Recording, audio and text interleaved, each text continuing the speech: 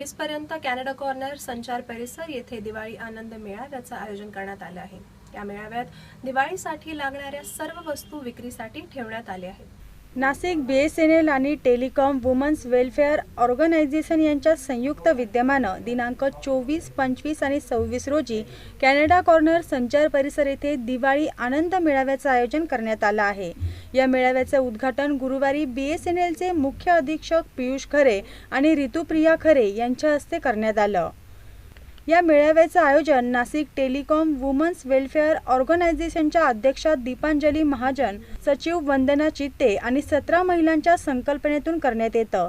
No profit no loss या तत्वावर हा आनंद मेळा भरवला गेला असून घरगुती व्यवसाय करणाऱ्या महिलांना चालना देण्यासाठी मेळाव्याचं आयोजन करण्यात येतं। या दिवाळी आनंद मेळाव्यास एकदा तरी अवश्य भेट देण्याचं आवाहन अध्यक्षा दीपांजली महाजन यांनी केलं आहे।